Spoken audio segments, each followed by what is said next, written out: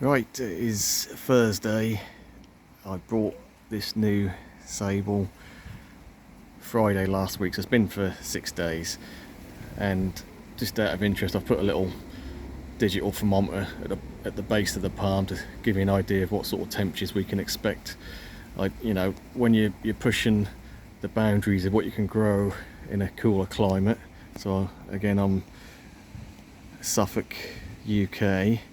We don't get maybe the extreme heats you'd get inland, but you can edge your bets wherever you are. If you're a windy location, we do get a fair bit of wind being coastal. You can edge your bets a little bit with a microclimate. So I'm going to go through a couple of little tricks I've used to give me every advantage I can to hopefully get this palm to survive and eventually grow. So I did, out of interest, I put a picture on Facebook on Palm Enthusiast UK when the palm got delivered, and I got the sort of comments I would expect, which is it won't survive, it won't grow, it's not hot enough. And these are all things I know, or things that I've been told or I've read, but again, in a ever changing environment, and again with a couple of little tricks to edge your bets, we'll see. I don't expect this palm to absolutely thrive. If it survives, I'll be happy. If it grows, albeit very slowly, I know that'll be a bonus. So when I got this, obviously it's a large palm. Some of the fronds got damaged in transit and in positioning and manoeuvring, and we've possibly had the worst week of weather in terms of wind. We've had 50-mile-per-hour gusts, so some of the leaves that were sort of slightly split have sort of split even more. I don't mind the messy look, it's green, but let's have a look at a couple of little tricks I've incorporated to give me the best chances I can of growing, or getting this to grow and settle in nicely. So first things first, this came in a big pot, had a big root ball on it, came in a pot 3 foot wide, 2 foot deep. I dug the whole 3 foot wide square and about 18 inches deep, or maybe just over a foot. So I wanted it raised slightly. So 2 reasons for that. This is not a palm that particularly needs good drainage, I wouldn't say, but it probably would be an advantage in the winter, in a cold UK winter. So it shouldn't get too waterlogged, but at the same note, I raised it more because the thought of the soil temperature, as it were. So when you got a raised bed like a pot, as soon as the air temperature raises in the spring, obviously a pot is going to heat up a lot quicker. A raised bed will heat up quicker than the ground itself, so just being exposed to a bit more area of the sun, sort of in the mid level of the soil rather than just the top of the soil, that does does warm up a bit quicker. And like I say, so that for that reason alone, they'll warm up quicker and stay warmer through the summer. You could say in the winter it could get colder, but to be honest, this is it's not like a giant pot that is sort of backed in 3 sides with raised beds, and that is insulated and waterproof membrane around that, so it's not going to rot out the other beds as such. So it is raised up about 10 inches, so this is 12 inch sort of log roll I put round. I dug it in a couple of foot around, put a flexy bit of plastic around to help that to stop it rotting out so quick. But the beauty of this stuff is obviously that normally lasts about 5 or 6 years for me, and you can just pull it out and replace it with new. And yeah, that's absolutely fine. Yeah, so the idea is that warms up a little bit quicker, and you know, you want hot roots, especially for a palm. Any palm would appreciate that, but a palm especially that needs heat, like a sabal or a bootia or something like that, it's not just the ambient temperature, the roots need to be warm, and if the roots are warm, that'll help the grow, you know, for them to settle in quicker and grow quicker. So again, that's sort of the first advantage to that. I mean, the second advantage would be the microclimate of, you know, we're in the back garden. We do have the house right here, so it does block a little bit of wind. Not this week, because it's coming from exactly one of the few open areas behind, so that is quite open there, so that's where the wind is coming from this week. Normally we're either sheltered from the trees at the back. We can see behind the palm there's the next door neighbour's got a sort of established tree there, and like I say, we've got the house this side, so really sort of wind wise this shouldn't get too bad, he says, after this week. So, and we've got a fence behind it as well, so not only is that sort of blocking wind from certain directions, but it's also trapping a bit of the radiant heat from the sun. And even on a week like this where it's been rainy, we've had lots of rain, so that's good. We had nearly an inch of rain today. It's rained nearly every day, so that's certainly helped settle everything in.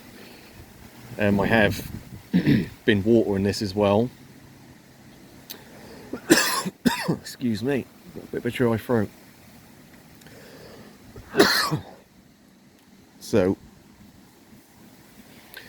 I've been chucking a couple of watering cans every day on this, just due to we've had a lot of rain, watering butts are filling up, overflowing, so I've got excess water. So while it's still warm, I wanted to get this palm to settle in and give it plenty of water. Right, so microclimate as in wind protection, frost protection, not so much, but so when you're pushing the limits with a palm that maybe, you know, might be right on the edge of your growing area, growing zone, again you've got to take every advantage you can. So luckily this position was the obvious choice for me, but it just so happens that it does get full sun all day, and even in the winter it'll get full sun practically all day. Not that we get a lot of sun in the winter, but that might be a difference between that sort of living and dying. If you can just get, you know, if we do get a frost, you tend to be clear days and your sun comes out during the day, and that will give you a bit of a bounce back. But sort of the last thing I was thinking about is a day like this where it's windy, it's been raining, the sun's been coming out in between. The ambient temperature, the actual temperature is about 20-21 degrees, so certainly wouldn't class that as hot. It's comfortable, it's quite warm when the sun's out. But like I say, I have put a thermometer on this just to give me an idea, because really these palms, they don't really grow under sort of 25 degrees really, or albeit very slowly they might do, but they want 30 degrees would be optimum, 30 degrees plus to get good growth out of them.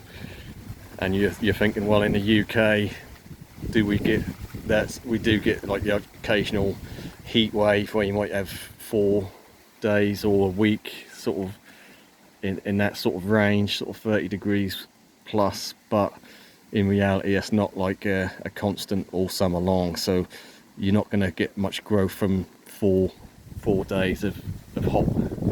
You need constant, long, prolonged heat. That being said, again, today is 21 degrees. But looking at the thermometer, I know you don't measure the temperature from a thermometer that's in the sun. But if you think about it, the trunk of this palm is in the sun all day. So even though it's only 21 degrees, that thermometer is reading 30 degrees just over at the minute. So I've just maxed out about 34 degrees today. So no, that's not the air temperature, but that's the temperature that the sun is hitting that thermometer at. So that's also the temperature the trunk is feeling. If I touch the trunk, it's really warm to the touch. So if this palm was in one of the other positions that I could have put it in, that would have struggled, because that won't, especially the trunk itself, would not get heated up firmly by the sun.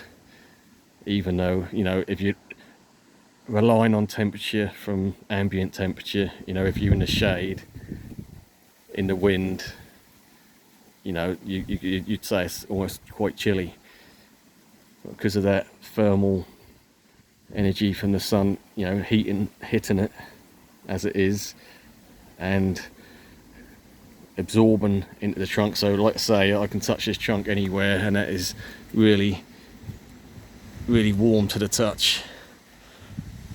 And yeah, I'm not saying that's a good substitute for, you know, long, proper, intense heat, but what I am saying is if that's the temperatures that's reaching when the sun is out in this little microclimate here, that's certainly going to help. That's going to give me a slight advantage of a palm that is not in direct sun in exactly the same garden. You know, that's the difference between a palm in the shade and a palm in the sun. You know, that sun hitting it on a 20-degree day, the palm itself will be feeling 31 degrees plus, or it's just gone up to 32. So I'm not saying all brilliant, that's growing conditions. What I am saying is that that's the difference between a palm surviving and starting to grow and a palm that, if you plant it somewhere out the sun, is not going to do so well.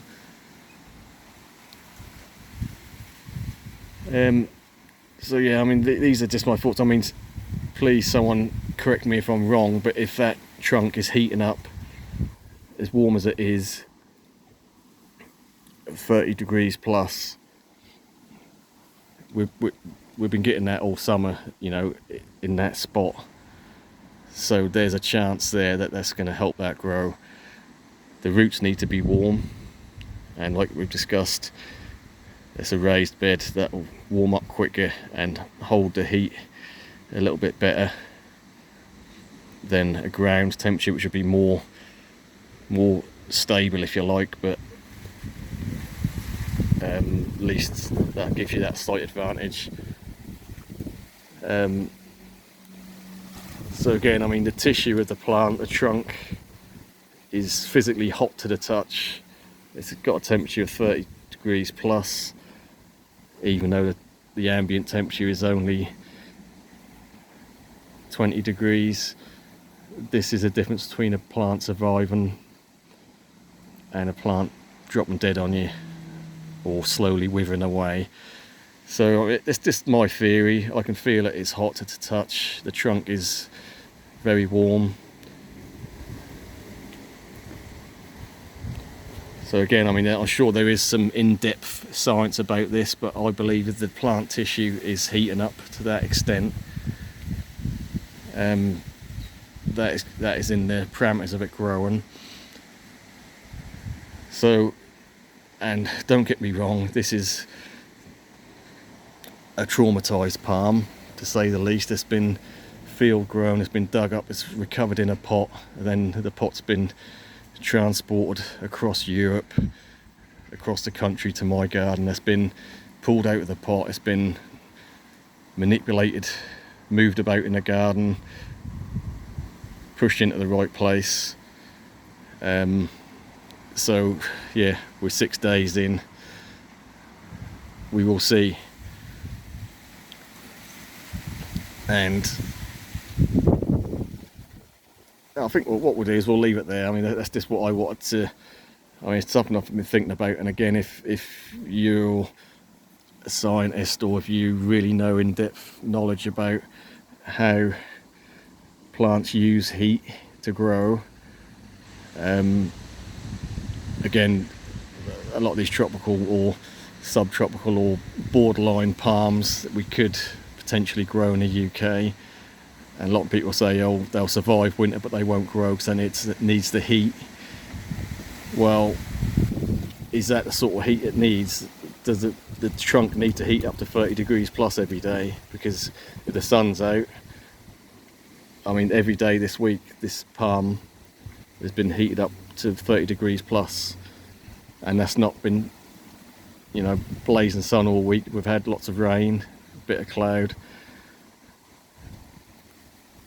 I don't know.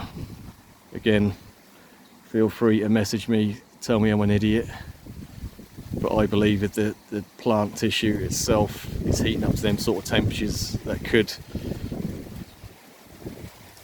well be a situation where it might grow. Right, let's leave it there. Thanks for watching. We'll catch you on the next one.